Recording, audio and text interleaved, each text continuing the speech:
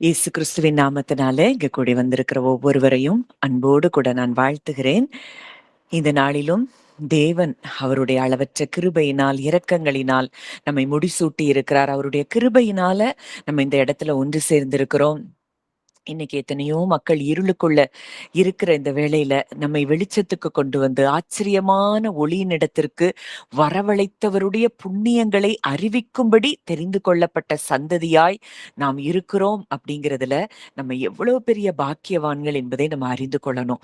இன்னும் எத்தனையோ ஜனங்களுக்கு சரியான சுவிசேஷம், அதாவது கிறிஸ்தவர்களாய் பல வருஷங்கள் இருந்தா கூட உண்மையான சுவிசேஷம், சரியான சுவிசேஷம் இன்னும் எத்தனையோ கோடிக்கணக்கான மக்களுக்கு போய் சேராத இந்த உலகத்துல இன்றைக்கு நம்மையும் தேவன் தெரிந்தெடுத்து நமக்கு சரியான சத்தியத்தை அறியும்படி செய்து, இந்த சரியான சத்தியத்தை நாம் அறிந்து கொண்ட வேளையில நம்ம விடுதலையையும் பெறும்படி தேவன் செய்கிறார்னா, நிச்சயமாய் அந்த தேவனுடைய அன்புக்கு ஈடு இணை எதுவுமே இல்ல. இன்னைக்கு நம்ம இந்த இடத்துல எத்தனையோ சத்தியங்களை இந்த 2 வருஷமா நம்ம கற்றுக்கொண்டு இருக்கிறோம். இந்த சத்தியங்களை நீங்க தொடர்ந்து கேட்க போது நீங்க விடுதலை அடைகிறது மாத்திரம் இல்ல, நிறைய பேருக்கு நீங்க அந்த சத்தியங்களை சொல்லி கொடுங்க, மெசேஜ ஷேர் பண்ணுங்க. நீங்க அதாவது மெசேஜ ஷேர் பண்ணலனாலும் உங்களுக்கு நீங்க அறிந்த சத்தியத்தை நீங்க மற்றவங்களுக்கு சொல்லி கொடுக்க ஆரம்பிங்க. அது உங்களுக்கும் அது ஆசீர்வாதத்தை தரும். கேட்கிற ஜனங்களும் விடுதலையை பெற்றுக் கொள்வாங்க. அநேகரை நீதிக்குட்படுத்துகிறவர்கள் நட்சத்திரங்களைப் போல என்றென்றைக்கும் பிரகாசிப்பாங்களாம். அப்போ நமக்கு தெரிஞ்சது நான் விடுதலை ஆயிட்டேங்கிற அந்த இடத்துல இல்லாம, எனக்கு தெரிஞ்ச சத்தியம், என்னைய விடுதலையாக்கின இந்த சத்தியத்த நானும் பல பேருக்கு கொண்டு போகணுங்கிறது உங்களுடைய உள்ளத்தின் வாஞ்சையா இருக்கணும். ஏன்னா, நிச்சயமா அது நம்ம சத்தியத்த அறிய ஆரம்பிச்ச பிறகு, அத மத்தவங்கள்ட்ட ஷேர் பண்ணாம நம்மளால இருக்கவே முடியாது.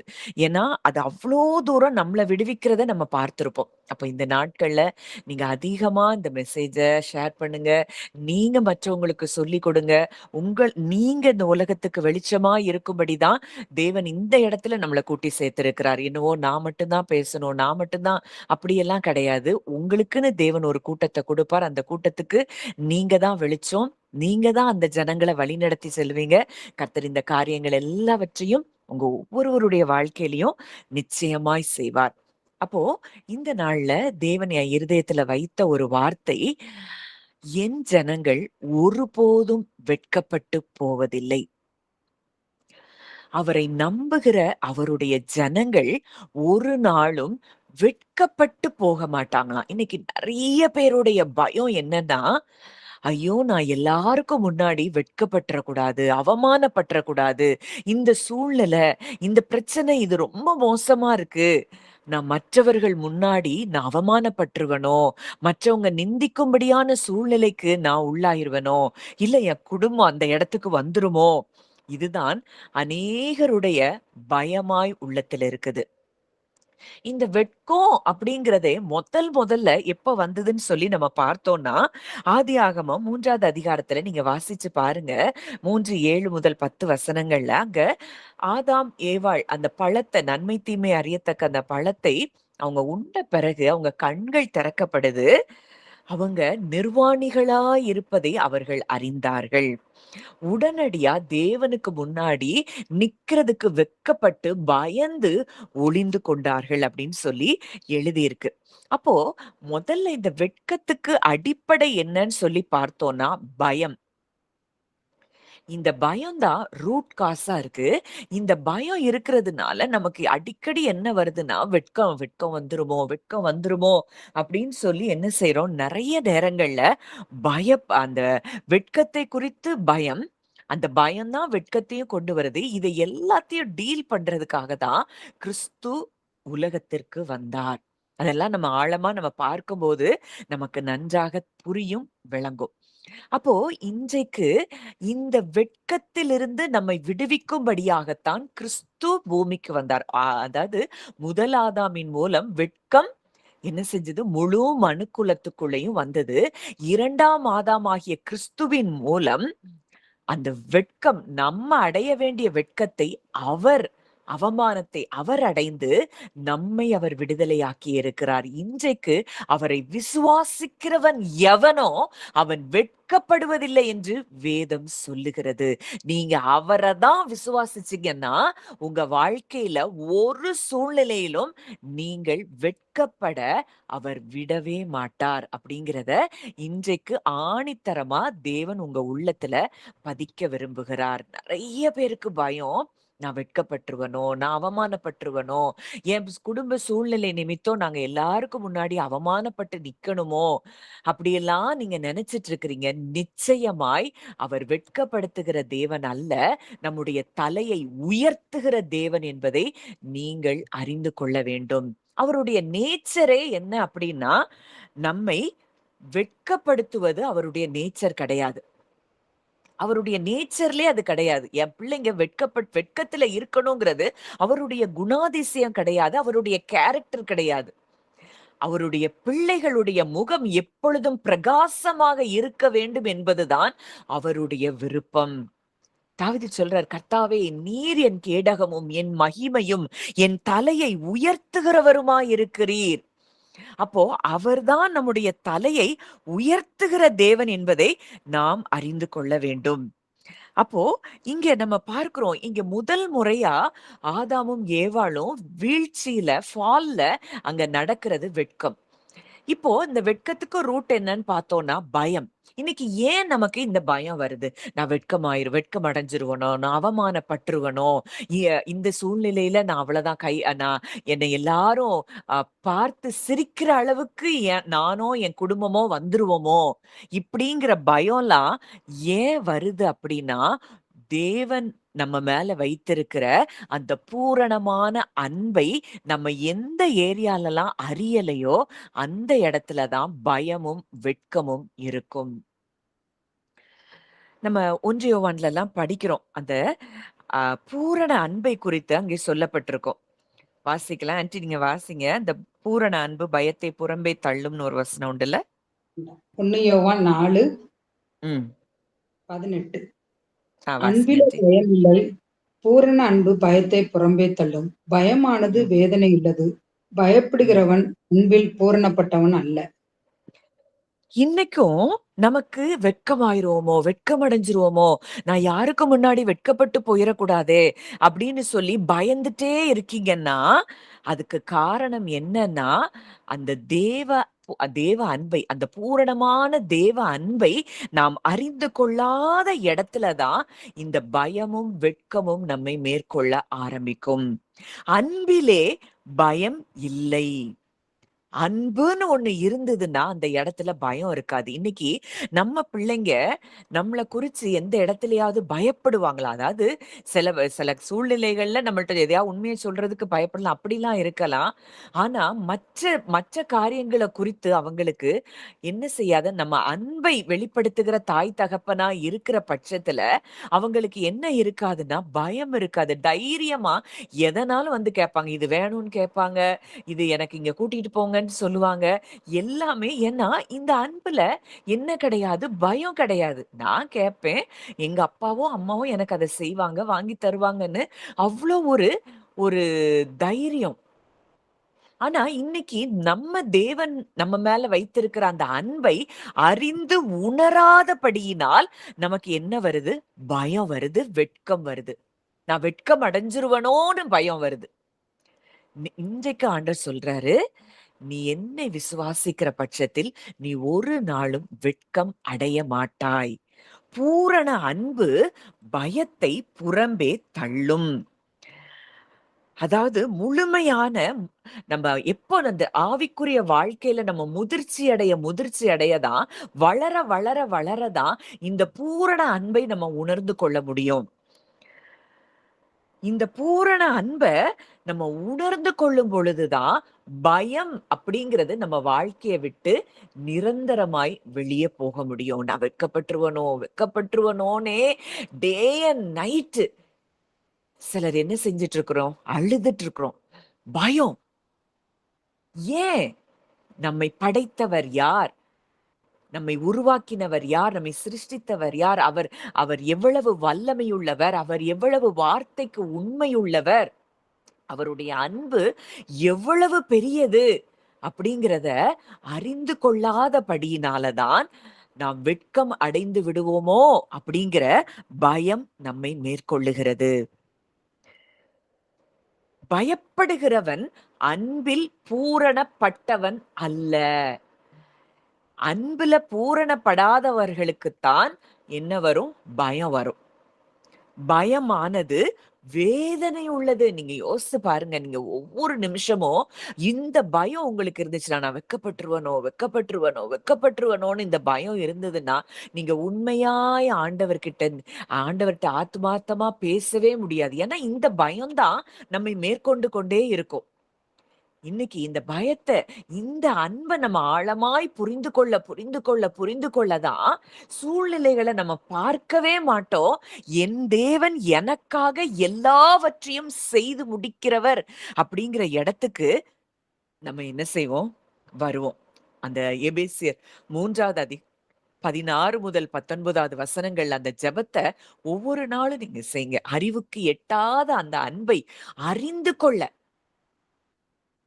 ஆச்சரியமான அன்பை அறிந்து கொள்ள நம்ம என்ன செய்யணும்? வல்லமை உள்ளவர்களாய் மாற வேண்டும் என்று சொல்லி பவுல் ஜெபித்த அந்த ஜெபத்தை நம்ம அனுதினமும் நம்ம செய்யணும்.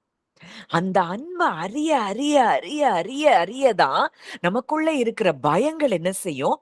வெளிய போகும். வெட்கப்பட்டுருவோமோ, அவமானப்பட்டுருவோமோ, மற்றவங்க முன்னாடி நம்ம கூனி குறுகி நிற்க வேண்டியது வந்துருமோ அப்படிங்கிற பயமே ஏன் வருதுன்னா, இந்த அன்பில் பூரணப்படாததன் விளைவுதான்.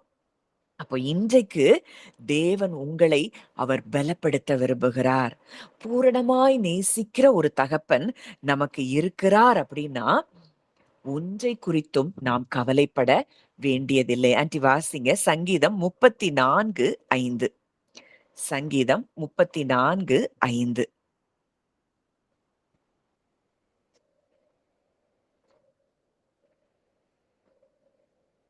அவர்கள் அவரை நோக்கி பார்த்து பிரகாசம் அடைந்தார்கள். அவர்கள் முகங்கள் வெட்கப்படவில்லை.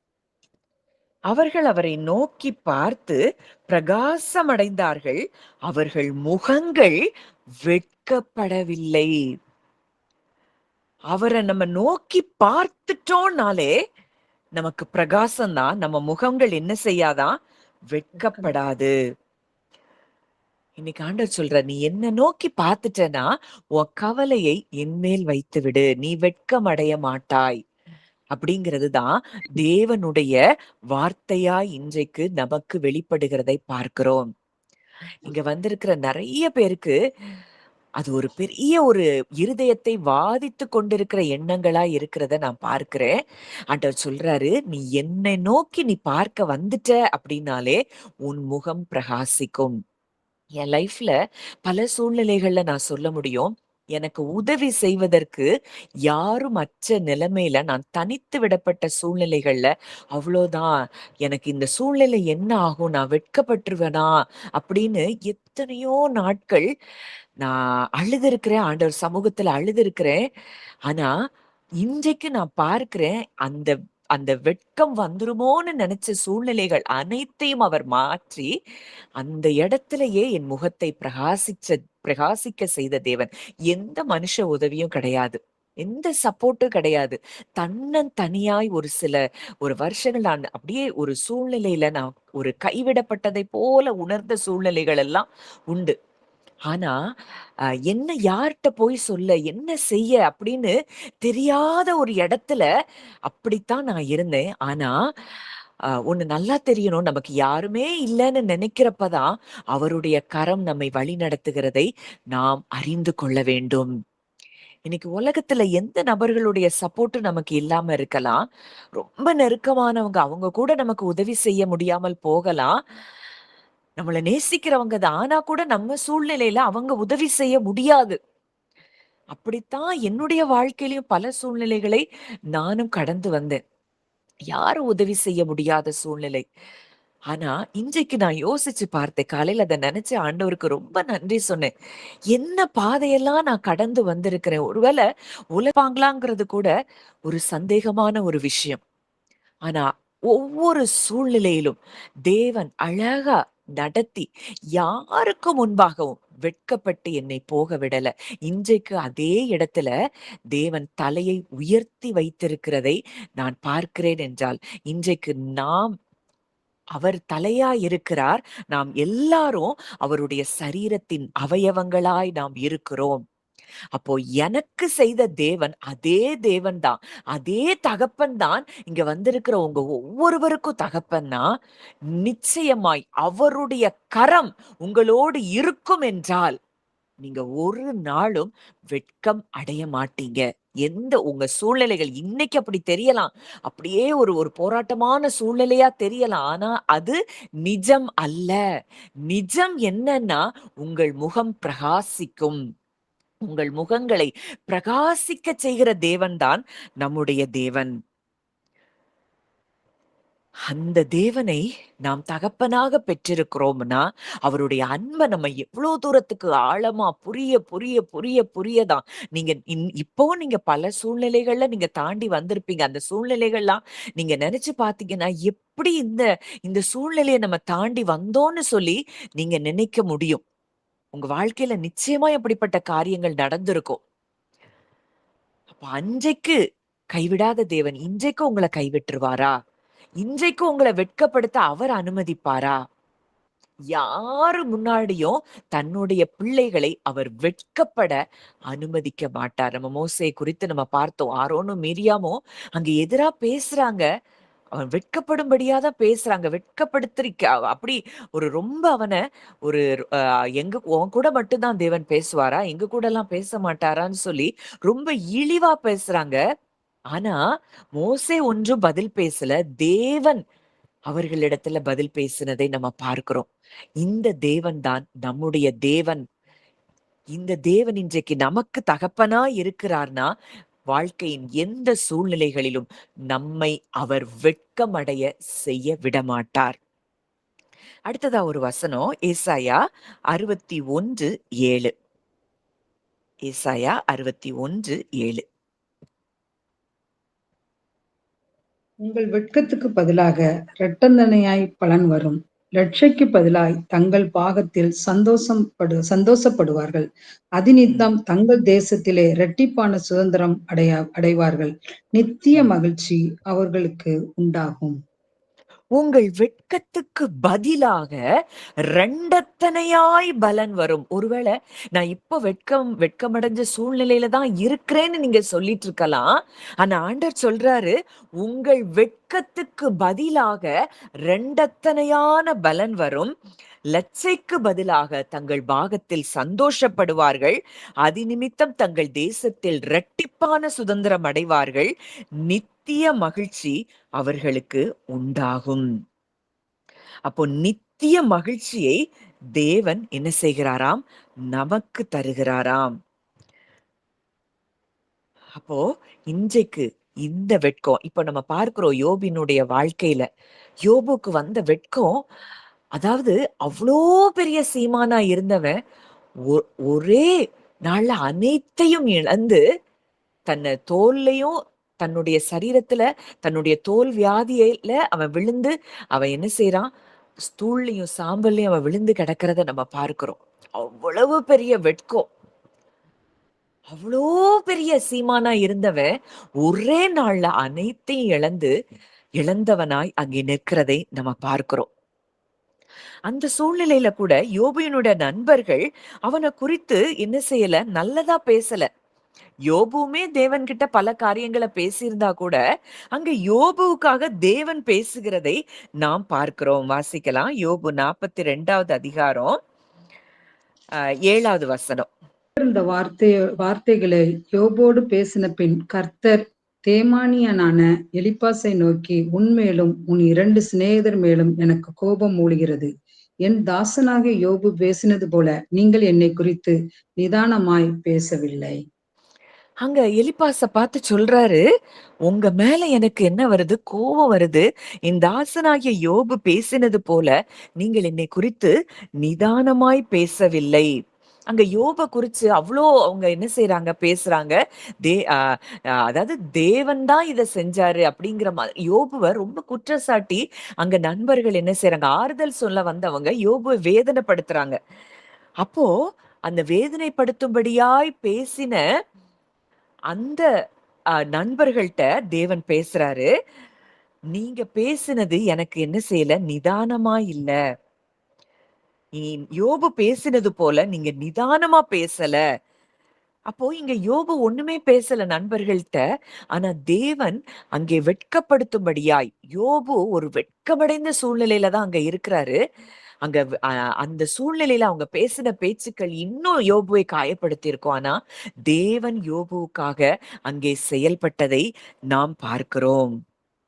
7 காளைகளையும் 7 ஆட்டுக்கடாக்களையும் தெரிந்து கொண்டு என் தாசனாகிய யோபினிடத்தில் போய் உங்களுக்காக சர்வாங்க தகன பலிகளை இடுங்கள். என் தாசனாகிய யோபும் உங்களுக்காக வேண்டுதல் செய்வான். நான் அவன் முகத்தை பார்த்து உங்களை உங்கள் புத்தியினத்துக்கு தக்கதாக நடத்தாதிருப்பேன். என் தாசனாகிய யோபு பேசினது போல நீங்கள் என்னை குறித்து நிதானமாய் பேசவில்லை என்றார். இங்க யோபு குறிச்சு பேசுறாங்க. கடைசியில யோபு தான் அவர்களுக்காக வேண்டுதல் செய்யும் போது யோபின் முகத்தை பார்த்துதான் அவங்களை என்ன செய்யறார், தேவன் மன்னிக்கிறதை நம்ம பார்க்கிறோம். என் தாசனாகிய யோபும் உங்களுக்காக வேண்டுதல் செய்வான். நான் அவன் முகத்தை பார்த்து உங்களை உங்கள் புத்தியினத்துக்கு தக்கதாக நடத்தாதிருப்பேன். அப்போ இன்றைக்கும் நீங்க எந்த மனிதர்கள் மூலமாகலாம் நீங்க வெட்கப்பட்டீங்களோ, உங்கள குறித்து அவதூறா பேசியிருப்பாங்க, உங்கள குறித்து மற்றவங்க கிட்ட இழிவா பேசியிருப்பாங்க, உங்க குடும்பத்த குறித்து பேசியிருப்பாங்க. ஆனால் அப்படிப்பட்டவர்களுக்கும் நீங்களே ஆசீர்வாதமாக மாறும்படி தேவன் செய்வதே அவருடைய நோக்கமாய் சித்தமாய் இருக்கிறதை யோபுவின் சரித்திரத்தின் மூலம் நம்ம என்ன செய்ய முடியும், அறிந்து கொள்ள முடியும். நம்ம பார்க்கிறோம், உங்கள் வெட்கத்துக்கு பதிலாக ரெண்டத்தனையாய் பலன் வரும். அடுத்த வசனம் வாசிங்க, 10வது வசனம். யோபு தன் சிநேகிதருக்காக வேண்டுதல் செய்தபோது கர்த்தர் அவன் சிறையிருப்பை மாற்றினார். யோபுக்கு முன் இருந்த எல்லாவற்றை பார்க்கிலும் இரட்டந்தனையாக கர்த்தர் அவனுக்கு தந்தருளினார். ரெண்டத்தனையாக அவன் அது ஒண்ணுமே அவன் நத்திங், ஜீரோ ஆன பிறகு அவன் அத்தனையும் ரெஸ்டோர் பண்ணி இழந்ததை 2 மடங்கு அவன் திரும்ப பெற்று கொண்டானாம். வெட்கத்துக்கு பதிலாக ரெண்டத்தனையான பலனை யோபு அங்கே என்ன செய்தான், பெற்று கொண்டான். கர்த்தர் யோபின் முன்னிலைமை பார்க்கிலும் அவன் பின்னிலைமையை ஆசீர்வதித்தார். 14,000 ஆடுகளும் 6,000 ஒட்டகங்களும் 1000 ஏர்களும் 1000 கழுதைகளும் அவனுக்கு உண்டாயின. அடுத்து வாசிச்சுங்க தொடர்ந்து. 7 குமாரரும் 3 குமாரத்திகளும் அவனுக்கு பிறந்தார்கள். மூத்த மகளுக்கு எமிமாள் என்றும் 2ஆம் மகளுக்கு கெத்சியால் என்றும் 3ஆம் மகளுக்கு கெரேனப் என்றும் பெயரிட்டான். தேசத்தில் எங்கும் யோபின் குமாரத்திகளைப் போல் சௌந்தரியமான பெண்கள் காணப்படவில்லை. அவர்கள் தகப்பன் அவர்கள் சகோதரர் நடுவிலே அவர்களுக்கு சுதந்திரம் கொடுத்தான். யோபுவின் பிள்ளைகளை போல சௌந்தரியமா யாருமே இல்லையா அந்த தேசத்திலே.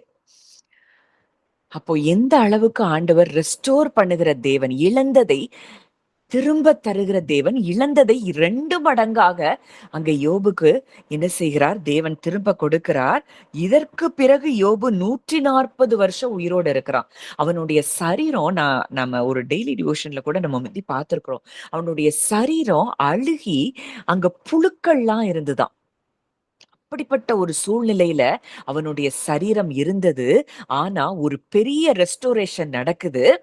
அந்த ரெஸ்டோரேஷனுக்கு பிறகு யோபு அங்கே 140 வருஷம் எந்த வியாதியும் இல்லாமல் இருந்து அவன் என்ன செய்தானா, 4 தலைமுறையாக தன் பிள்ளைகளையும் தன் பிள்ளைகளுடைய பிள்ளைகளையும் அவன் பார்த்தானாம். நெடுநாள் இருந்து பூரண வயதுள்ளவனாய் மரித்தான். கொஞ்சம் யோசித்து பாருங்க, இன்னைக்கு நம்ம ஸ்கின்னுக்கு போறோம், ட்ரீட்மெண்ட் எடுக்கிறோம். அதுலயும் மெயினா சொல்லுவாங்க, ஸ்கின் ப்ராப்ளம்லாம் உடனே சரியாகாது, அது ரொம்ப நாள் ட்ரீட்மெண்ட் எடுக்கணும், அப்படி இப்படிலாம் சொல்லுவாங்க. அந்த காலத்துல என்ன ட்ரீட்மெண்ட் எடுத்தார் யோபு? ஒண்ணும் கிடையாது. கர்த்தருடைய வல்லமை அங்கே யோபுடைய சரீரத்தை சுகப்படுத்தினதை நாம் பார்க்கிறோம். அப்போ நம்ம ட்ரஸ்ட் யாருக்கு மேல இருக்கு, அதுதான் ரொம்ப முக்கியம். அதுக்கு பிறகும் அங்கே அழுகி நாற்றமெடுத்த புழுக்கள் அங்க இருந்த அந்த சரீரத்துல அவன் முற்றிலுமாய் சுகமடைந்து அதற்கப்புறம் அத்தனை பிள்ளைகளை, சௌந்தரியமுள்ள பிள்ளைகளை பெற்று இழந்த எல்லா சொத்துக்களையும் அவன் 2 மடங்கு அவன் பெறுகிறான். இதுதான் தேவனுடைய வல்லமை. அவரை நோக்கி பார்த்த முகங்கள் ஒரு நாளும் என்ன செய்யாது? வெட்கப்பட்டு போகாது. அவரை நோக்கி பார்த்த முகங்கள், நம்ம அதுக்கு என்ன செய்யணும்? அவரை நோக்கி பார்த்தா போதும். நம்ம செய்ய வேண்டியது அது ஒண்ணுதான். அவரை மாத்திரம் இரவும் பகலும், அப்பா நீங்க இருக்கிறீங்க. நீங்க என் கூட இருக்கிறபடியினால என்னை ஒரு நாளும் நீங்க வெட்கப்பட்டு போக விடமாட்டீங்க. அப்படிங்கிற இடத்துக்கு உங்க இருதயம் வரும்போது, தேவன் அற்புதமாய் உங்க சூழ்நிலைகளை மாற்றுகிறதை நீங்கள் பார்ப்பீர்கள். வாசிக்கலாம். எபிரேயர் 12வது அதிகாரம் 2வது வசனம். எபிரேயர் 12:2. வைத்திருந்த சந்தோஷத்தின் பொருட்டு அவமானத்தை எண்ணாமல் சிலுவையை சகித்து தேவனுடைய சிங்காசனத்தின் வலது பாரிசத்தில் வீற்றிருக்கிறார். அவர் தமக்கு முன் வைத்திருந்த சந்தோஷத்தின் பொருட்டு அவமானத்தை எண்ணாமல் சிலுவையை சகித்து தேவனுடைய சிங்காசனத்தின் வலது பாரிசத்தில் வீற்றிருக்கிறார். சிலுவையில அறையப்பட்டு மரிக்கிறது அப்படிங்கிறது ஒரு சாதாரண மரணம் அல்ல. அதாவது வெளிப்படையான அவமானத்திலேயே மிக பெரிய அவமானம், மிக மோசமான அவமானமும் வெட்கமும் சிலுவையில் அறையப்படுவது. அதனாலதான் வசனம் சொல்லுது, மரத்திலே தூக்கப்பட்ட எவனும் சபிக்கப்பட்டவன் என்று எழுதி இருக்கிறபடி. அப்போ மரத்துல ஒருத்தன் தூக்கப்பட்டுட்டான், சிலுவை மரத்துல ஒருத்தன் தூக்கப்பட்டுட்டான் அப்படின்னா அவன் யார்? சபிக்கப்பட்டவன். இந்த அவமானத்தை, நமக்கு வரவேண்டிய வெட்கம், அவமானம் எல்லாத்தையும் அவர் அந்த அவமானத்தை எண்ணாமல் சிலுவையை அவர் சகித்தாராம். யாருக்காக? நமக்காக. நம்மை பார்த்து அவர் சந்தோஷம், அவருக்கு அவர் ஒவ்வொன்னையும் அவர் என்ன செய்யறாரு? நம்முடைய சந்தோஷத்துக்கு, நீ அவருடைய சந்தோஷமே நாமாய் இருக்கிற பட்சத்துல அவர் என்ன செய்தார்? அந்த அவமானத்தை எண்ணலையாம். என்னைய சபிக்கப்பட்டவன்னு சொன்னாலும் பரவாயில்ல, என்னை அவமானப்படுத்தினாலும் பரவாயில்ல, என் பிள்ளை அவமானப்படக்கூடாது, என் பிள்ளை வெட்கப்படக்கூடாது, என் பிள்ளை மேல சாபம் இருக்கக்கூடாது அப்படிங்கிறதுக்காக அவர் அந்த வெட்கத்தை எல்லாம் அவர் அனுபவித்தார். வெட்கம் இன்னைக்கு உங்களுக்கு ஒரு நாளும் வெட்கம் அடையக்கூடாதுங்கிறதற்காக அவர் தன்னுடைய சரீரத்தில் உங்களுக்கு, நீங்க என்ன வாழ்க்கையில வெட்கம் வந்துரும்னு நினைச்சு பயப்படுறீங்களோ அந்த வெட்கம் அனைத்தையும் அவர் சிலுவையில் அவர் என்ன செய்து விட்டார்? சுமந்து விட்டார். இனி உங்க வாழ்க்கையில நீங்கள் வெட்கப்படுவதற்கு ஏதுவான எந்த சம்பவங்களும் உங்களுக்கு நடக்காது என்பதுதான் சத்தியம், நிஜம். நம்ம இளையகுமாரனுடைய அந்த கதையை நம்ம பார்க்கிறோம். அங்க அவன் வெட்கத்துலதான் வர்றான். அவனுக்கு அவ்வளோ தயக்கம். இனி நான் எப்படி பிள்ளைங்கிற ஸ்தானத்துல அப்பாட்ட போவேன்? நான் எவ்வளோத்தையும் அவ்வளோ ஆஸ்தியையும் அழிச்சிட்டேனே. என் அப்பா வீட்டுல நான் இருந்திருந்த வேலைக்காரங்களுக்கு கூட நல்ல சாப்பாடு கிடைக்குமே. இனி நான் உம்முடைய குமாரர்களில் ஒருவனாக எண்ணப்படுவதற்கு நான் பாத்திரன் அல்ல. என் வேலைக்காரங்கள்ல ஒருத்தனா வைத்துக்கொள்ளும்னு நான் சொல்லி என் அப்பாட்ட கேட்பேன் அப்படின்னு சொல்லி ரிஹர்சல் பண்ணிட்டு தான் அங்க வர்றான். ஆனா இவன் பேசுறதுக்கு முன்னதாகவே இந்த தகப்பன் ஓடி அவனை கட்டி பிடிச்சு முத்தம் கொடுத்து அவனுடைய வெட்கத்தை அவர் நீக்கினதை நாம் பார்க்கிறோம். அவனுக்கு இழந்த அவன் மரியாதை, மதிப்பு எல்லாத்தையும் அந்த தகப்பன் அந்த வீட்டுல அவனுக்கு கொடுக்கிறார். இதுதான் நம்முடைய தகப்பன். ஒண்ணே ஒண்ணு, அவரை நோக்கி பார்க்கணும், அவரை நோக்கி ஓடி வரணும். வசனம் சொல்லுது, விசுவாசத்தை துவக்குகிறவரும் முடிக்கிறவருமா இருக்கிற இயேசு கிறிஸ்துவை நோக்கி நமக்கு நியமித்திருக்கிற ஓட்டத்தில் பொறுமையோட ஓடக்கணும். அவரை மட்டும் நோக்கி பார்த்து ஓடுனா போதும். இங்க அவங்க என்ன சொல்றாங்க, இவங்க என்ன செய்யறாங்க, அவங்க அப்படி பேசுறாங்க, இவங்க இப்படி நினைப்பாங்களோ, இப்படியே கற்பனையிலேயே நம்ம என்ன செய்யக்கூடாது? வாழக்கூடாது. எனக்கு அவர் இருக்கிறார். என்னுடைய அவமானங்களை அவர் சிலுவையில சுமந்துட்டார். நான் என்னை அவர் ஒரு நாள் வெட்கப்பட அவர் அனுமதிக்க மாட்டார். இந்த மகனுக்கு அவர் செய்த பாவத்தை குறிச்சு வெட்கம். இன்னைக்கு ஒருவேளை அப்படிப்பட்ட டிப்ரெஷன்ல கூட நீங்க இருக்கலாம். நான் ஒரு காலத்துல இதெல்லாம் செஞ்சேன், அப்படின்னு அந்த வெட்கத்துல நீங்க கூனி குறுகி இருக்கலாம். நிச்சயமாய் அல்ல. இந்த வார்த்தையை கேட்கிற உங்க ஒவ்வொருத்தரையும் அவர் கட்டி தழுவி கொண்டிருக்கிறார் என்பதுதான் நிஜம். நீங்க அவர்ட்ட ஓடி வந்துட்டீங்கன்னா போதும். அவர தேடி வந்துட்டீங்கன்னா போதும். அவர் உங்களுக்கு முன்பதாகவே அவர் உங்களை கட்டி அணைக்கிற நல்ல தகப்பனாய் இருக்கிறார். நீங்க வெட்கப்பட வேண்டிய அவசியமே இல்ல. சிலுவையில உங்களுக்காக அவர் உங்க மேல வந்த பாவங்கள், சாபங்கள், தரித்திரம், வியாதி எல்லாவற்றையும் அவர் சுமந்து தீர்த்திருக்கிறார். இத விசுவாசிக்கிறது மட்டும்தான் நம்முடைய வேலை.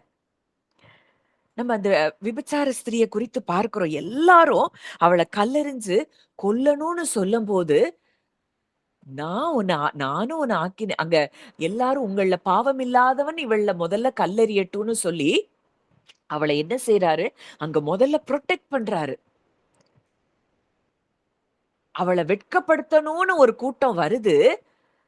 ஆனா, அவர் அவங்கள வெட்கப்படுத்துறாரு. உங்களில் பாவமில்லாதவன் முதலாவது இவள் மேல் கல்லெறியட்டும். இன்னைக்கு நீங்க அப்படி நீங்க நினைச்சிட்டு இருக்கீங்களா? என்னைய வெட்கப்படுத்துற மாதிரி பேசுறாங்க, என்ன வெட்கப்படுத்துற மாதிரி செயல்படுறாங்க நீங்க நினைச்சீங்கன்னா, நிச்சயமாய் அது அது நீங்க முழுசா நீங்க அந்த முடியறதுக்குள்ள நீங்க பாருங்க, தேவன் உங்களுக்காக அவர்களிடத்தில் பேசி இருக்கிறதை, செயல்பட்டு இருக்கிறதை நீங்கள் பார்க்க முடியும். ஆண்டு சொல்றாரு, உங்களில் பாவம் இல்லாதவன் முதலாவது கல்லெறியட்டும்.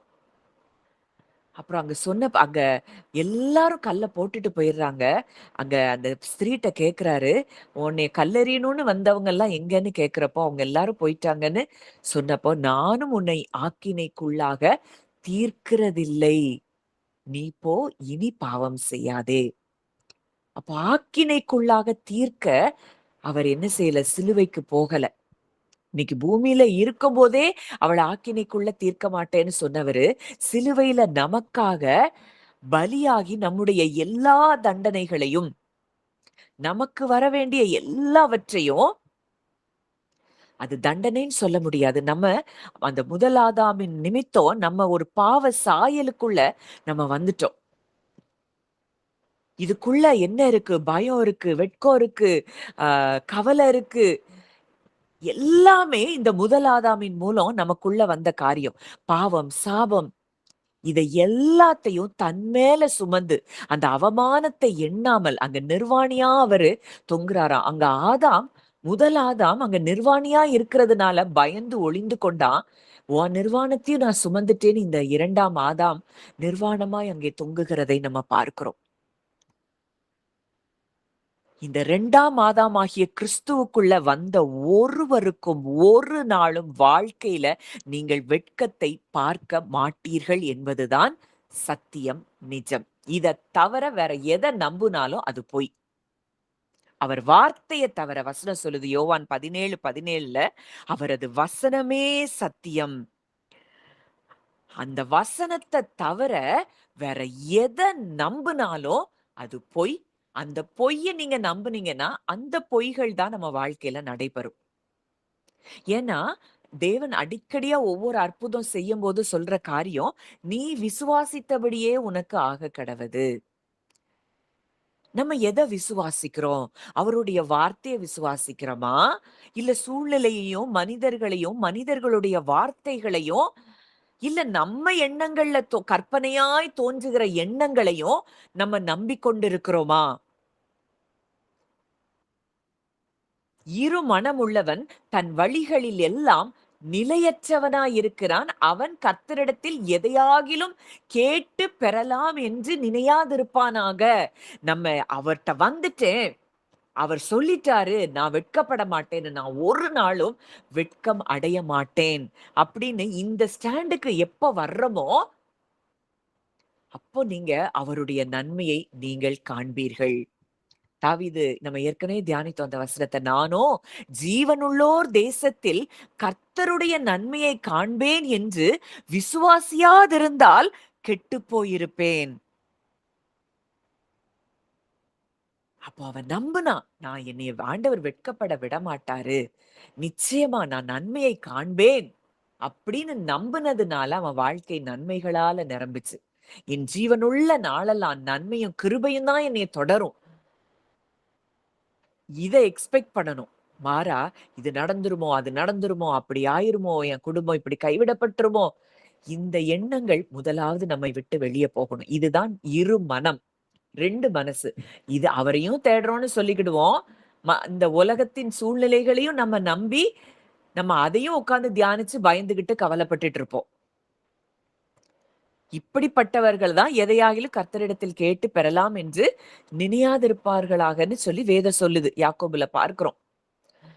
அப்போ இன்றைக்கு ஒரே மனது அவரது வார்த்தையை தவிர நான் வேற எதையும் விசுவாசிக்க மாட்டேன். வேற எதையும் நம்ப மாட்டேன். நான் யாரையும் பார்க்க மாட்டேன்.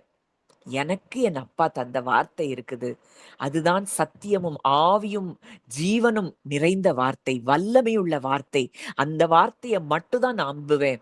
இந்த உலகத்தை படைத்த சர்வ வல்லமையுள்ள தேவனுடைய வார்த்தையை தவிர என் வாழ்க்கையில அவரை அறியாமல் எனக்கு ஒன்றும் நடக்காது அப்படின்னு நீங்க எப்ப இருதயத்துல விசுவாசிச்சு நீங்க அறிக்கை பண்றீங்களோ, உங்க வாழ்க்கையில நீங்க இழந்த அனைத்தையும் இரட்டிப்பாய் நீங்கள் திரும்ப பெறுகிறதை நிச்சயம் காண்பீர்கள். நம்ம நெறைய பேருக்கு என்னன்னா, அழுது அழுது அழுது ஜெபம் பண்ணாதான் கர்த்தர் கேட்பாரு. விசுவாசம் உள்ள ஜெபம் தான் பிணியாளியை ரட்சிக்குமாம். எதுக்கு அழணும்? இந்த ஆத்தும பாரத்துல மத்தவங்களுக்காக ஜெபிக்கும்போது நம்ம அழலாம். ஆனா நமக்காக நம்ம ஏன் அழுறோம்? சத்தியத்தை இவ்ளோ தெரிஞ்ச பிறகும் ஏன் அழுறோம் அப்படின்னா, இன்னும் அவருடைய அன்பை நாம் பூரணமாக அறிந்து கொள்ளாத இடத்துல நம்ம அழுதா அதுக்காக நம்மள தள்ளி விடுற தேவன் அல்ல. அப்பவும் நம்மள அரவணைக்கிற ஒரு நல்ல தகப்பன் தான். ஆனா, நம்ம ரொம்ப அழுது ஜெபிச்சா தான் கர்த்தர் கேட்பாருன்னு ஒரு மைண்ட் செட் பல பேருக்கு இருக்கு. தாவீது எங்கேயாவது அதாவது கோலியாத்துக்கு முன்னாடி போய் நின்னுட்டு ஆண்டவர்ட்ட அழுது ஜெபித்தாரா? லாசருடைய கல்லறைக்கு முன்னாடி போய் நின்னுட்டு இயேசு அழுது ஜெபித்தாரா? நீங்க பரிசுத்தவான்களுடைய வாழ்க்கையெல்லாம் பாருங்க. தானியேல் சிங்க கெபி ஆயத்தமாயிற்று. ஆனா அவருடைய ஜெபம் எப்படி இருந்தது? முன் செய்து வந்தபடியே 3 வேளையும் ஸ்தோத்திர ஜெபங்களை செய்தான். அவன் நன்றி சொல்லி ஜெபிக்கிறான். நமக்கு அப்படி ஒரு சிங்கக்கெபி ஆயத்தப்படுத்தி வச்சிருந்தா, நம்ம ஊரையே கூட்டி அழுது ஜெபம் பண்ணிட்டு இருந்திருப்போம். ஆனா அவங்களுக்கு தேவன் மேல இருந்த நம்பிக்கையும், விசுவாசமும், எனக்கு ஒரு கர்த்தர் இருக்கிறாரு. அவர் எங்களை பாதுகாப்பார். அவர் எங்களை விடுவிப்பார்.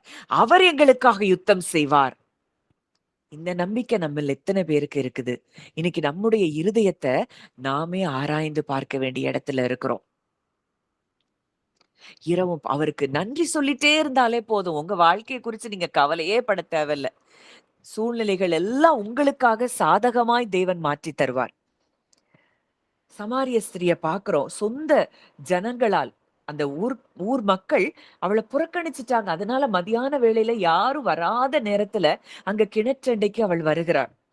அவளை தேடி அவள் வெட்கத்தை மாற்றும்படி இயேசு அவள் ஒருத்திய தேடி அங்க வர்றாரு. நீங்க யோவான் 4வது அதிகாரத்துல நீங்க தியானிச்சு பாருங்க.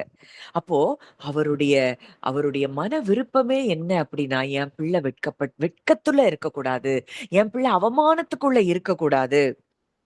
கடைசியில அவளுடைய வாழ்க்கைய பார்த்தோம்னா, அவளுடைய அன்பின் ஊழியக்காரியாய் அவள் மாறினதை நம்ம பார்க்கிறோம். அவருடைய அன்பின் ஊழியக்காரியாய், அவருடைய அன்பை சொல்லுகிற மிகப்பெரிய ஒரு ஊழியக்காரியாய் அவள் மாறினாளாம். அப்போ இன்னைக்கு ஏற்கனவே நடந்த காரியங்கள்ல நீங்க வெட்கம் அனுபவித்துக் கொண்டிருந்தாலும், இல்ல இனி நான் வெட்கம் அடைஞ்சிருவனோ அப்படிங்கிற ஒரு பயத்துல நீங்க இருந்தாலும் சரி, ஆண்டவர் இன்றைக்கு உங்கள பார்த்துதான் பேசுறாரு. நீங்கள் ஒருபோதும், ஒரு நாளும் யாருக்கு முன்பாக தேவன் உங்களை வெட்கமடைய விடமாட்டார். இதுதான் நிஜம். இதுதான் சத்தியம். அங்க நோவா காலத்துல பார்க்கிறோம். நோவா பேழைய உண்டு பண்ணிட்டு இருக்கிறாரு. எல்லா ஜனங்களும் அவர கேலி பண்ணி, கிண்டல் பண்ணி, அவர என்ன செய்றாங்க? அ அவ்ளோ வெட்கப்படுத்துறாங்க. அவ்ளோ அவமானங்களுக்கு உட்படுத்துறாங்க. ஆனா, அங்கே வெள்ளம் வந்த பொழுது நோவாவும், அவன் குடும்பமும் மட்டும் காக்கப்பட்டதை நம்ம பார்க்கிறோம். அவன் மனிதர்களுடைய ஒப்பீனியன அவன் பெருசாவே பார்க்கல. எனக்கு தேவன் வார்த்தைய குடுத்திருக்கிறார்னா, நான் அதை நிறைவேற்றுவேன்.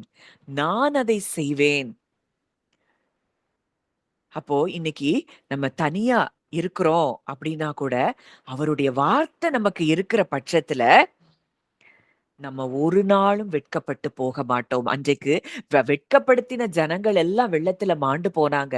ஆனா தேவனுடைய வார்த்தைக்கு கீழ்ப்படிந்த நோவாவினுடைய குடும்பம் மாத்திரம் தான் பூமியிலேயே அவங்க மட்டும் தான் காக்கப்படுறதை நம்ம பார்க்கிறோம்.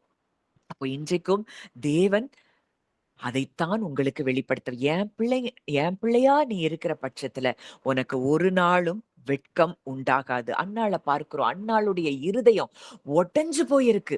அவள் சக்களத்தை நித்தம் நித்தம் அவளுடைய வார்த்தைகளினால் அவளை காயப்படுத்தி கொண்டிருக்கிறாள். அவளுடைய பெயின் அது ரொம்ப ஆழமான ஒரு வலி. ஆனா கூட அவள் கர்த்தருடைய சமூகத்தில் தன்னுடைய இருதயத்தை அவள் ஊற்றுகிறாள். அவள் ஊற்றின பிறகு அவ துக்க முகமாவே இருக்கல. அவளுக்கு ஒரு வார்த்தை கிடைச்சிருச்சு.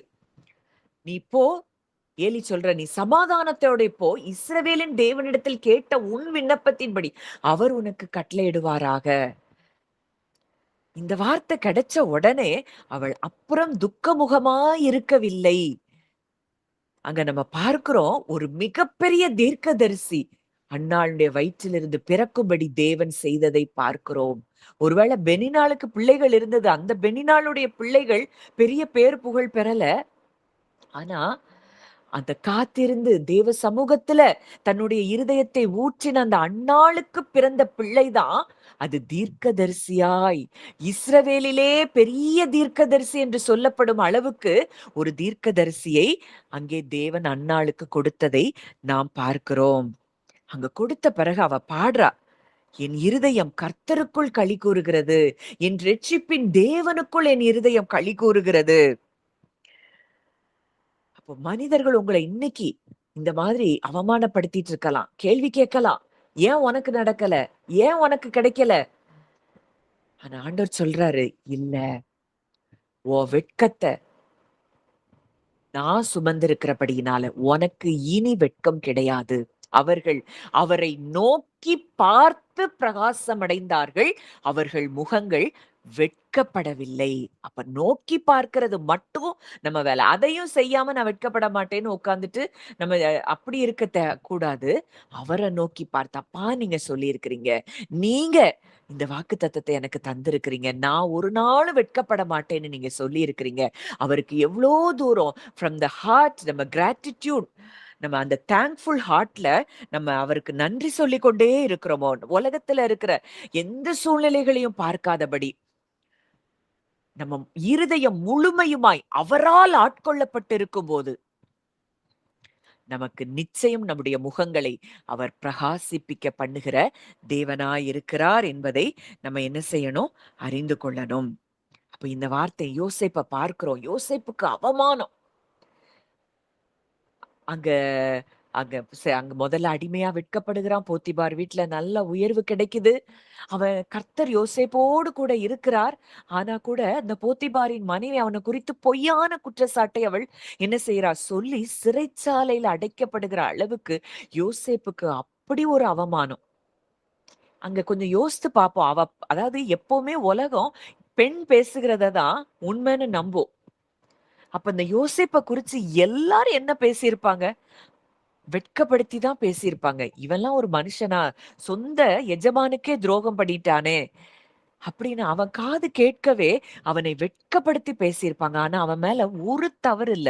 ஆனா நம் தேவன் நம் நீதியை வெளிச்சத்தைப் போல, நியாயத்தை பட்ட பகலைப் போல விளங்கச் செய்கிற தேவன், அந்த யோசேப்பை அந்த போத்திபாருக்கே போத்திபாரையே ஆளுகை செய்கிறவனாய் அந்த தேசத்தில் மாற்றுகிறதை நாம் பார்க்கிறோம்.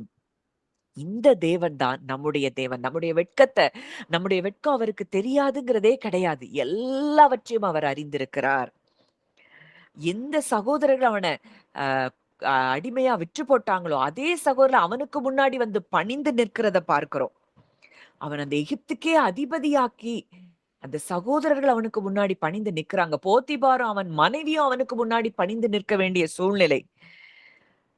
அப்போ சில நேரங்கள்ல நம்முடைய மகிமை மறைக்கப்பட்டது போல இருக்கும்.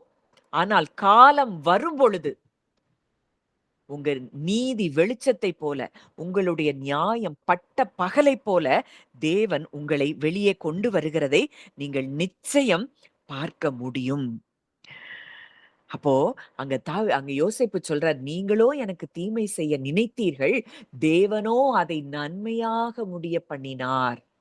நீங்க இன்னைக்கு உங்க வாழ்க்கையில இதெல்லாம் எனக்கு தீமையா இருக்குதேன்னு நினைக்கிறீங்களோ, அது எல்லாவற்றையும் தேவன் உங்களுக்காக அதை நன்மையாய் முடிய பண்ணுகிற தேவனாய் இருக்கிறார். அப்போ இந்த தேவனைத்தான் நாம் ஆராதித்துக் கொண்டிருக்கிறோம்.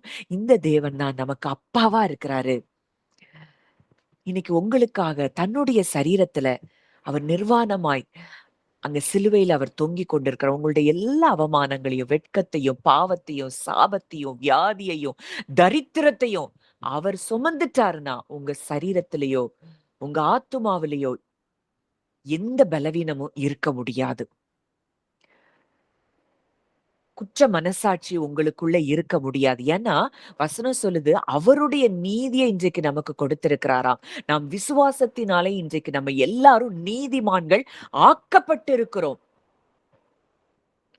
நம்ம நீதிமான்கள் ஆக்கப்பட்டாச்சு. நம்மள பரிசுத்தமாய் அவர் மாற்றி இருக்கிறார். இதுதான் நிஜம். இதுதான் சத்தியம். என்னைக்கோ நடந்த காரியத்த நான் அப்படி செஞ்சனே, இப்படி செஞ்சனே. அதனால தான் என் வாழ்க்கையில இப்படி நடக்குதா?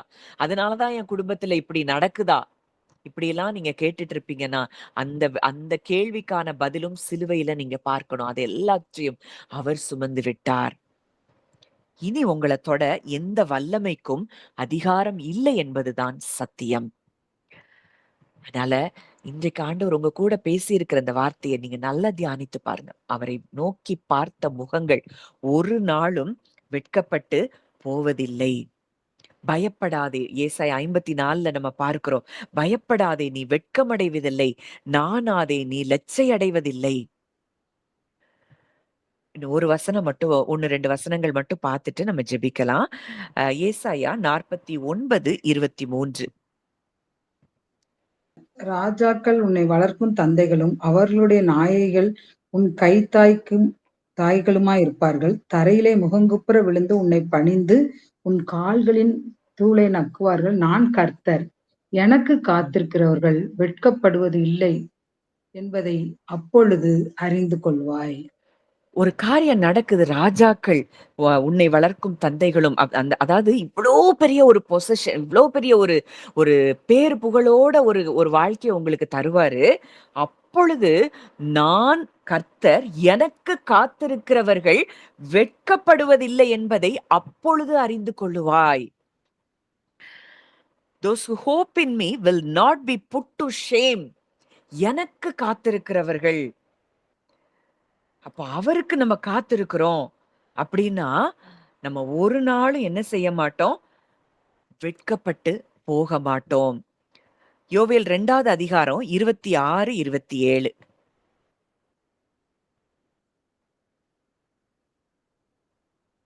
யோவேல் 2, 26, 27.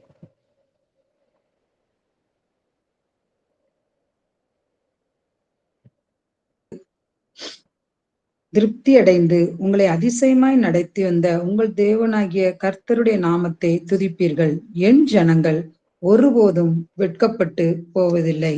நான் இஸ்ரவேலின் நடுவில் இருக்கிறவர் என்றும், நானே உங்கள் தேவனாகிய கர்த்தர், வேறொருவர் இல்லை என்றும் அறிந்து கொள்வீர்கள். என் ஜனங்கள் ஒருபோதும் வெட்கப்பட்டு போவதில்லை. மறுபடியும் மறுபடியும் ஆண்டவர் சொல்றாரு, சம்பூர்ணமாய் சாப்பிட்டு திருப்தி அடைந்து உன்னை அதிசயமாய் நடத்தி வந்த தேவனை துதிப்பீர்கள். என் ஜனங்கள் ஒருபோதும் வெட்கப்பட்டு போவதில்லை. ஒருபோதும். இந்த வார்த்தையை நீங்க வாழ்க்கையில மறக்கவே கூடாது. ஒரு சூழ்நிலையில கூட நீங்கள் வெட்கப்பட்டு போக மாட்டீர்கள். My people will never be put to shame. அடுத்ததா திருப்பி பார்க்கிறோம். நான் இஸ்ரவேலின் நடுவில் இருக்கிறவர் என்றும், நானே உங்கள் தேவனாகிய கர்த்தர், வேறொருவர் இல்லை என்றும் அறிந்து கொள்வீர்கள். என் ஜனங்கள் ஒருபோதும் வெட்கப்பட்டு போவதில்லை. இன்னைக்கு அப்படி பயத்துல யாரெல்லாம் வந்திருக்கிறீங்களோ, ஆண்டவர் உங்க கூட பேசுறார். ஒருபோதும் அவர் நம்மை வெட்கப்பட்டு போக விட செய்யாத ஒரு தேவன், ஒரு தகப்பன். கடைசியா ஒரு வசனம், 1 பேதுரு 2வது அதிகாரம் 6வது வசனம். 1 பேதுரு 2, 6.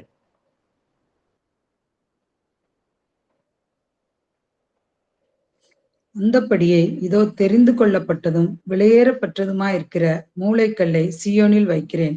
அதின்மேல் விசுவாசியமாயிருக்கிறவன் வெட்கப்படுவதில்லை என்று வேதத்திலே சொல்லியிருக்கிறது. இது யார குறித்து சொல்லப்பட்ட வார்த்தை? கிறிஸ்துவை குறித்து சொல்லப்பட்ட வார்த்தை. நீங்க யாரெல்லாம் கிறிஸ்துவை விசுவாசிக்கிறீங்களோ அந்த அதின்மேல் விசுவாசமா இருக்கிறவன், அந்த கல்லாகிய கிறிஸ்து, கண்மலையாகிய கிறிஸ்துவின் மேல நம்ம விசுவாசமா இருக்கிறோம்னா நம்ம வெட்கப்பட்டு போக மாட்டோம் என்பதுதான் நிஜம், சத்தியம். இந்த வார்த்தையை மறக்கவே செய்யாதீங்க. 1 பேதுரு 2:6 தெரிந்து கொள்ளப்பட்டதும் விலையேற பெற்றதுமாய் இருக்கிற மூலைக்கல், அதுதான் வீடு கட்டுகிறவர்கள் ஆகாதென்று தள்ளின கல், மூலைக்கு தலைக்கல். அந்த மூலைக்கல்லாகிய அவரை, அவரின் மேல விசுவாசமா இருக்கிறவன் என்ன செய்யலையா? வெட்கப்படுவதில்லையாம். ஆதலால் அதுல இன்னொரு வசனம் ஏசாயா 28:16 அதே வசனம் இருக்குது. அதுல என்ன சொல்லுதுன்னா, இதோ அஸ்திபாரமாக ஒரு கல்லை நான் வைக்கிறேன், அது பரீட்சிக்கப்பட்டதும் விலையேற பெற்றதும் திட அஸ்திபாரம் உள்ளதுமான மூலைக்கல்லாயிருக்கும், விசுவாசிக்கிறவன் பதறான். என்னவா? விசுவாசிக்கிறவன் பதறான். நமக்கு பதற்றமே தேவையில்லை. நம்ம இயேசு கிறிஸ்துவாகிய மூலைக்கல்லின் மேல் கட்டப்பட்ட அஸ்திபாரமாய் நாம் இருக்கிறோம். அந்த மூலைக்கல் அவரை நோக்கி பார்த்த முகங்கள் என்ன செய்யாது? வெட்கமடையாது. அவர் மேல விசுவாசமாய் இருக்கிறவர்கள் ஒரு நாளும் வெட்கமடைய அவர் விடமாட்டார். இதுதான் சத்தியம் என்பதை நீங்க ஆழமா உங்க இருதயத்துல எப்போ அறிந்து கொள்றீங்களோ அந்த நாள்ல இருந்து உங்க வாழ்க்கையின் சூழ்நிலைகள் மாறுகிறதை நீங்கள் நிச்சயமாய் பார்க்க முடியும், அனுபவிக்க முடியும். அப்ப இந்த நாள் ஆண்டவர் சொன்ன வார்த்தை, என் ஜனங்கள் ஒருபோதும் வெட்கப்பட்டு போவதில்லை. அவர் மேல் விசுவாசமாய் இருக்கிறவன் ஒருபோதும் வெட்கமடைவதில்லை. இதுதான் தேவனுடைய வார்த்தையா இருக்குது. இன்றைக்கு இந்த வார்த்தையை நீங்க இன்னும் ஆழமா நீங்க தியானித்து பாருங்க. ஒரு நாளும் உங்களுக்கு பயம் தேவையில்லை. உங்களுடைய வெட்கங்களையும் அவமானங்களையும் அவர் சிலுவையில சுமந்துட்டாருன்னா அந்த வெட்கம் உங்களுக்கு இனி இல்லைங்கிறத நீங்க இருதயத்திலிருந்து விசுவாசிச்சு அறிக்கை பண்ணுங்க. உங்க சூழ்நிலைகள் மாறுகிறதை நிச்சயமாய் நீங்கள் பார்க்க முடியும். இழந்த எல்லாவற்றையும் அவர் ரெட்டிப்பாக தருகிற ஒரு நாட்களுக்குள்ள நம்ம வந்திருக்கிறோம். நம்பிக்கையுடைய சிறைகளை அரணுக்கு திரும்புங்கள், இரட்டிப்பான நன்மையை தருவேன். நல்ல தகப்பனே, நன்றியோடு உம்மை நாங்கள் துதிக்கிறோம், ஸ்தோத்தரிக்கிறோம் அப்பா. இந்த நல்ல நேரத்திலும் எங்களோடு கூட இடைப்பட்ட உம்முடைய வார்த்தைகளுக்காக நாங்கள் நன்றி செலுத்துகிறோம் ஐயா.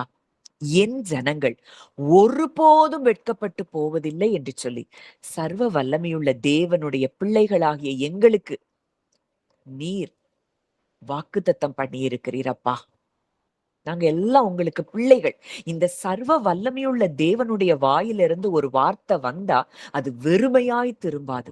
இன்றைக்கு இந்த வார்த்தை அப்பா நீங்க எங்களுக்கு தந்திருக்கிறீங்கன்னா நிச்சயம் இந்த வார்த்தை எங்களுக்கு அது வெறுமையாய் திரும்பி உம்மிடத்துல அது வராதுப்பா. எங்க வாழ்க்கையில அது என்ன செய்யணுமோ அந்த காரியத்தை அது செய்து விட்டுதான் உம்மிடத்திற்கு திரும்பும் என்பதை நாங்கள் அறிகிறோம். ஏன்னா நாங்க எல்லாரும் உம்முடைய பிள்ளைகளாய் சர்வ வல்லமையுள்ள தேவனுக்கு பிள்ளைகளாய் நாங்கள் இருக்கிறபடியினால அப்பா எங்களுடைய முகங்களை நீர் பிரகாசிக்க பண்ணுகிற தேவனாய் இருக்கிறீர் அப்பா. நாங்க உங்களை நோக்கி மாத்திரமே பார்க்கிறோம் அப்பா. அப்பா ஒவ்வொருவருடைய முகங்களையும் நீர் பிரகாசிக்க செய்கிறீர். யாரெல்லாம் பயந்து கொண்டு இருந்தாங்களோ அவங்க வாழ்க்கையில இன்றைக்கு நீங்க திடமாய் நீர் பேசி இருக்கிறீர் அப்பா, பலப்படுத்தி இருக்கிறீர். உமக்கு நன்றி செலுத்துகிறோம். ஒவ்வொருவரையும் மனதார உங்க பிள்ளையா நான் பிளஸ் பண்றேப்பா. இந்த வார்த்தை அவங்க இருதயத்துல இரவும் பகலும் பேசிக்கொண்டே இருக்கட்டும்ப்பா. சூழ்நிலையை பார்க்காதபடி உம்மை மாத்திரம் பார்த்து ஜெயமெடுக்க தகப்பன் கிருபை தாங்க. அதின்மேல் விசுவாசமா இருக்கிறவன் வெட்கப்படுவதில்லை. மூளைக்கல்லாகிய உங்க மேல விசுவாசமா இருக்கிறவன் வெட்கப்படுவதில்லை. அவர் மேல விசுவாசமா இருக்கிறவன் பதறான் என்று சொல்லி வேதம் சொல்லுதுப்பா. அந்த இடத்துக்கு எங்க இருதயம் வரும்படி நாங்கள் ஜெபிக்கிறோம். அந்த ஒவ்வொருவரையும் நான் பிளஸ் பண்றேன். ஆண்டவரே ஒரு பெரிய விடுதலையை நீங்க கொடுத்திருக்கிறீங்க. கர்த்தர் ஆசீர்வதித்து வழி நடத்துங்க. இயேசுவின் மூலம் கேட்கிறோம் ஜீவனுள்ள நல்ல பிதாவே. ஆமேன், ஆமேன்.